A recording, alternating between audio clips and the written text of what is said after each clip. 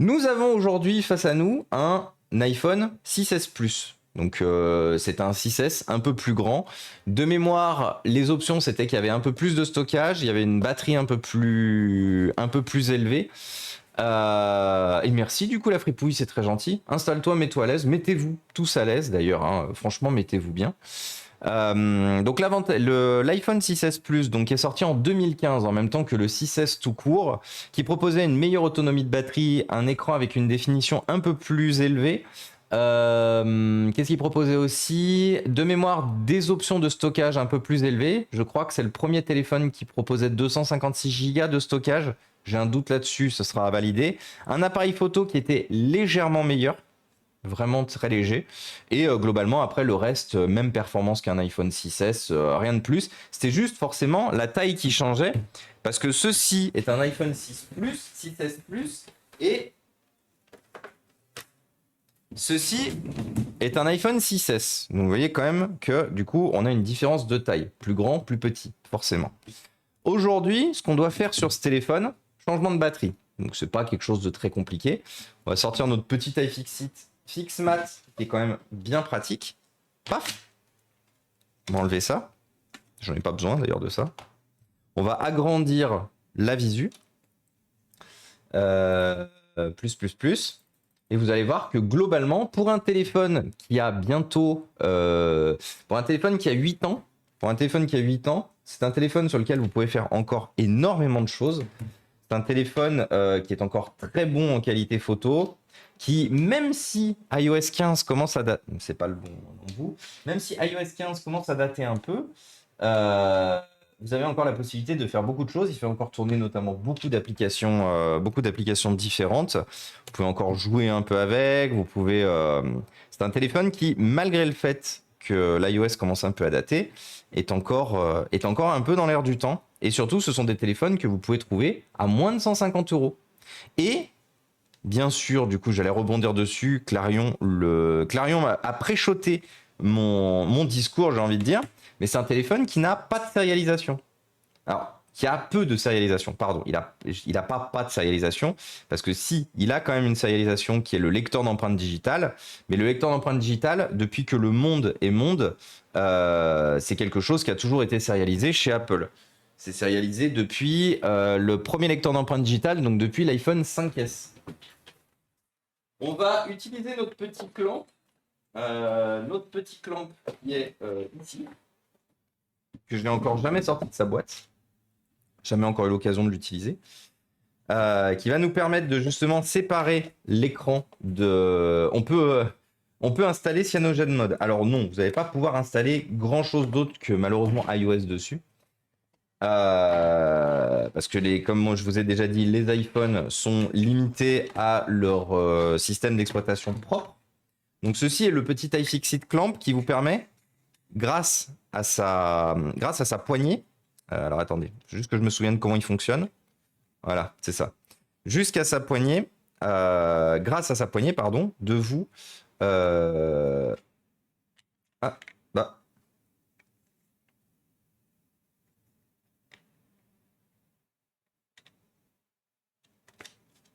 Attendez. Oui, c'est ça. C'est juste que je poussais pas... C'est juste que je poussais pas assez. En fait, j'avais peur de... J'avais bien compris comment il fonctionnait. Parce que surtout que je l'avais déjà vu dans des vidéos. Mais j'avais peur de tirer. Coucou Are You Brady. Salut Yaoun, salut Camillette. Bonjour à vous.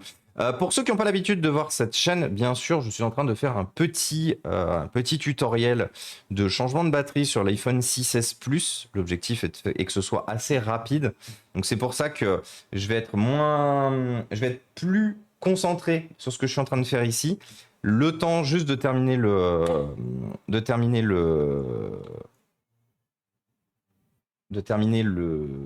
tutoriel. Donc vous voyez, du coup, ça nous a soulevé ici. Maintenant, on peut prendre notre meilleur Guitar Pick Mediator de chez iFixit et hop, décoller tout doucement le tour de l'écran.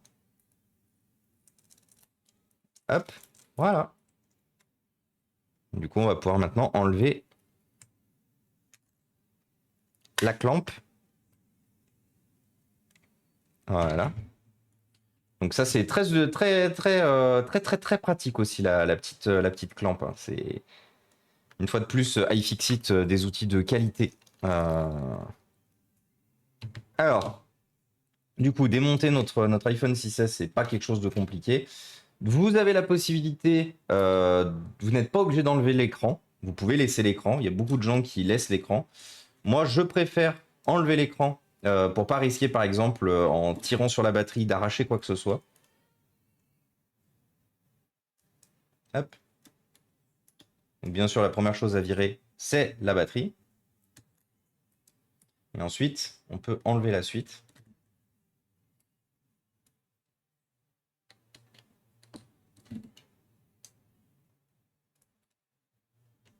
Donc, pour rappel, la seule pièce que vous ne pouvez pas remplacer sur ce modèle sans perdre sa fonctionnalité, c'est le lecteur d'empreintes digitales. Donc globalement, là, on n'est pas sur un changement d'écran ou quoi que ce soit. Vous n'avez pas de souci à vous faire pour le lecteur d'empreintes digitales. Vous verrez tout à l'heure avec l'iPhone SE, qui du coup dispose de la même problématique, à savoir le lecteur d'empreintes digitales. Vous verrez quand même qu'il faut faire très attention et que si vous remplacez l'écran, vous êtes obligé de remplacer le lecteur d'empreintes digitales. Mais écoute, Are You Ready, ça va. La journée a été un peu compliquée, mais c'est normal. C'est la reprise du taf après une pause aussi longue que celle qu'on a vécue. Fait que forcément, il y a beaucoup de choses qui se passent. Ça marche aussi pour les Samsung S21. Alors, de quoi qui marche aussi la fripouille? J'ai besoin d'un peu plus de contexte. Alors, on va essayer une chose, parce que dans certains cas, c'est possible. On va essayer en fait de ne pas avoir à démonter toutes les parties basses. Parce que le gros avantage des iPhone 6S tout court et 6 tout court, c'est qu'en fait vous avez le Taptic Engine, donc pour rappel c'est le module de vibration, qui fait tout le long de la batterie. Donc le gros avantage, c'est que vous n'êtes pas, de ce fait, obligé d'enlever quoi que ce soit ici, vous vous contentez juste de tirer. Là la problématique qu'il y a, c'est que comme vous le voyez, le Taptic Engine, il fait juste cette partie-là, et qu'au final, on a la prise jack, le taptic et la partie de charge. Donc le gros problème qu'on risque d'avoir sur ce 6S Plus, c'est qu'il faille qu'on démonte la partie basse, sinon les Magic Pull Tab, ils vont mourir. Alors, peut-être pas. Les Magic Pull Tab ont l'air de faire leur office quand même.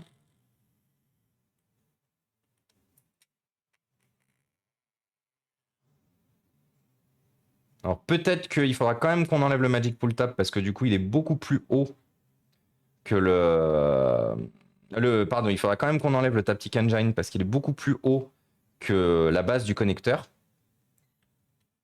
Donc le Magic Pull Tab, hein, pour rappel, c'est un double face extensible et qui se décolle justement parce qu'on l'étend.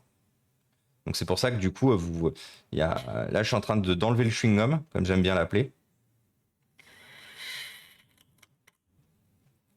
Hop, premier Magic Pull Tab. Un testin grêle de l'iPhone. Let's go. C'est It's Something. Alors, comment le Taptic Engine est retenu sur celui-là? Parce que j'ai jamais changé de Taptic Engine sur un iPhone 6S Plus. Donc, je crois que malheureusement, il va falloir qu'on joue. Il va falloir qu'on joue sur le trou à gauche. Parce que le Taptic Engine, en fait, nécessite d'enlever tout ça là. Ça. Et le Taptic Engine. Donc on va voir si on a la possibilité de l'enlever par la gauche.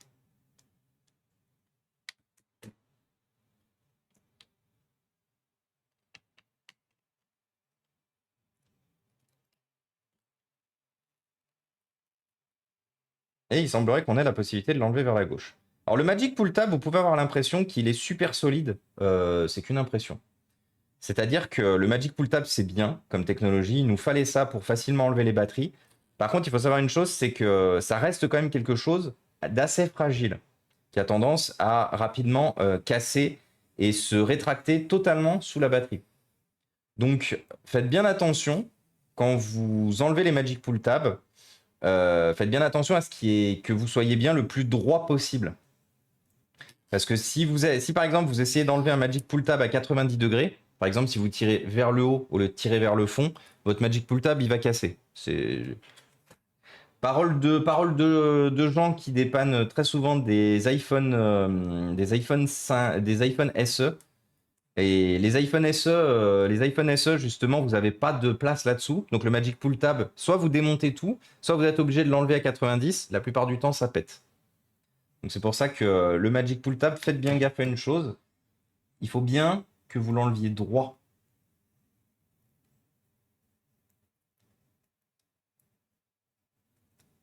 Et là, donc du coup, pour rappel, cet iPhone est à destination donc, de la petite potière.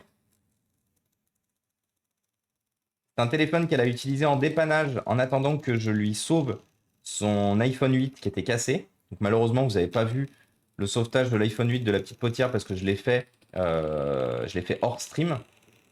J'avais pas encore repris, j'avais pas encore recommencé les streams. Mais du coup, on lui a donné cet iPhone 6S Plus et elle m'a dit j'aimerais bien le faire refonctionner parce que j'aimerais bien l'utiliser en tant que caméra zénithale. Donc une fois de plus, la batterie n'étant pas complètement morte, je vais la garder. Je vais la garder comme batterie de dépannage et on va lui monter la nouvelle. Et le gros avantage qu'on a sur cette... merci du coup pour le shootout à la petite potière. Et le gros avantage qu'on a sur cet iPhone qui est assez ancien, c'est qu'on n'a pas de sérialisation. C'est-à-dire que là, je vais brancher la batterie et que automatiquement la batterie va fonctionner. On ne perdra pas la visibilité de la comment ça s'appelle, de la durée de vie de la batterie et tout. Tout sera comme si c'était la batterie originale du téléphone. Alors par contre, moi, vous savez, je vous l'ai déjà dit, donc je prends de la B7000, de la B7010. Je ne remets jamais, parce que je trouve qu'il n'y a strictement aucun intérêt, je ne remets jamais du très gros scotch, de très gros Magic Pull Tab et tout, pour la simple et bonne raison que je trouve pas l'intérêt de turbo rescotcher une batterie. Une batterie, globalement, si vous mettez ce double face qui est très efficace, qui est capable de tenir des écrans et tout, si vous mettez ce double face, vous en mettez assez, hein, vous en mettez par exemple, vous en mettez 4 sur cette batterie qui est un peu plus grande, vous inquiétez pas que votre batterie, jamais elle se baladera. Hein. Mais par contre, jamais elle se baladera. Par contre, le gros avantage, c'est que le jour où vous aurez besoin de la remplacer, vous aurez juste besoin de mettre un petit coup de ça en dessous et ça partira comme ça. Ça fait des années. Parce qu'au début, je remettais systématiquement des Magic Pull Tab ou du gros double face et tout. J'ai arrêté de faire ça. J'ai arrêté de faire ça parce que c'est vraiment, je trouve, une des pires idées possibles. Du coup, maintenant, je fais ça. Ensuite, je vais enlever mes doubles faces. Salut, ciao bello. Du coup, comme je vous ai dit, je suis un peu moins focus sur le stream, sur le chat, pardon, le temps de finir le tutoriel. L'objectif étant qu'il dure moins de 10 minutes. Dès que c'est terminé, on reprend nos discussions. Hop. Donc là, on positionne notre batterie.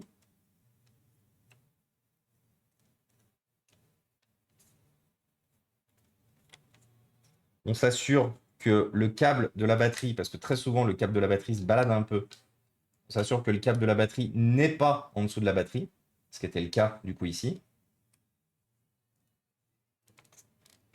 Ensuite, on repositionne. Ah, voilà. Ah, attendez, 2 petites secondes, parce que du coup, donc là, vous voyez, du coup, hop, ça tenait bien et j'ai pu soulever sans problème.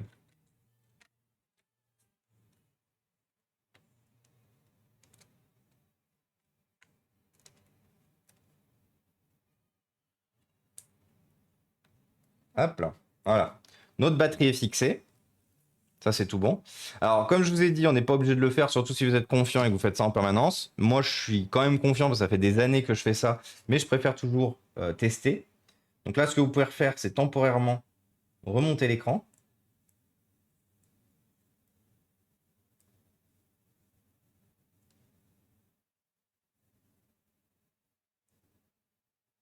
Vous avez 3 nappes.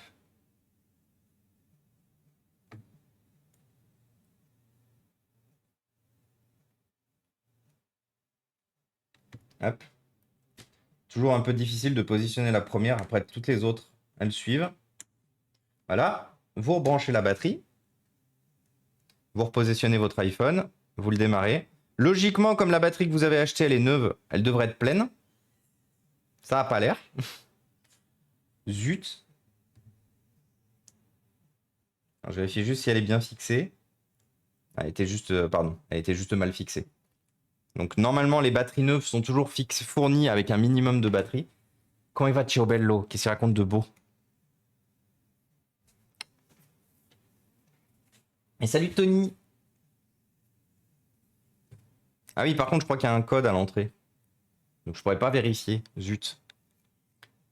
Je pourrais pas vérifier si la batterie est... Ouais. Zut. Bon, il y a un code, mais voilà, notre téléphone fonctionne bien. Faut que je lui demande Faut que je lui demande le mot de passe. Non, c'est un 6S Plus. C'est un 6S Plus, justement, c'est le dernier Non, le dernier, réellement, c'était l'iPhone 7. Mais l'iPhone 7, je vous ai déjà dit, il n'est pas très fiable. Du coup, je ne vous le conseille pas, l'iPhone 7. Et en fait, l'iPhone 6, l'iPhone 8 et 8 Plus, ils ont amené une chose qu'on n'aime pas trop, c'est la sérialisation de l'écran et la sérialisation de la batterie. Ah non, pardon, non, pas la batterie. Je raconte n'importe quoi. L'iPhone 8, il a amené juste la sérialisation de l'écran. C'est-à-dire que l'écran est relié à sa carte mère. Et si vous remplacez l'écran sans passer par Apple, vous perdez une fonctionnalité que Apple a implémentée qui s'appelle le True Tone, qui est littéralement les couleurs réelles. True Tone, couleurs réelles. Donc c'est une petite fonctionnalité notamment qui adapte les couleurs en fonction de votre environnement, qui peut adapter la luminosité en fonction de votre environnement aussi. Ça adapte tout un tas de choses et c'est une fonctionnalité que vous perdez si vous remplacez votre écran, et c'est une fonctionnalité qui est arrivée avec les iPhone 8 et les iPhone 10. iPhone 8 et iPhone 10, pour rappel, qui datent de la même époque. Ils sont sortis sur la même année, en 2017. 2015, iPhone 6, 6 Plus. 2016, iPhone 7, 7 Plus. 2017, iPhone 8, iPhone 8 Plus et iPhone X. iPhone X qui était du coup le très haut de gamme, qui est le premier iPhone d'ailleurs à avoir une dalle AMOLED, la technologie de Samsung. Voilà. Et c'est terminé. Ou sinon, faut reprog le nouvel écran. Ouais. Alors, flemme. Faut acheter ce qu'il faut et tout, ou dessouder la puce. Là, vraiment, en termes de téléphone encore durable aujourd'hui, si on veut pas se prendre la tête avec la sérialisation, c'est vraiment l'iPhone 6 Plus. L'iPhone 6S, 6S Plus. Une fois de plus, pas l'iPhone 7, parce que l'iPhone 7, à cause de sa puce audio, n'est pas fiable. Il y a de gros problèmes avec. Hop. Et voilà. Et du coup, c'est terminé, on va le mettre en charge, le remplacement est terminé. Et vous voyez, ça nous a pris, je crois, moins de 10 minutes. Paf. Hop. Donc là, vous voyez, il s'allume directement parce que du coup, la batterie est pleine. Enfin, la batterie est pleine. La batterie a un minimum de charge. Donc les iPhones s'allument toujours dès qu'ils ont un minimum de charge. Du coup, salut Fanitech, salut Q, salut Tropheus et salut Mathem.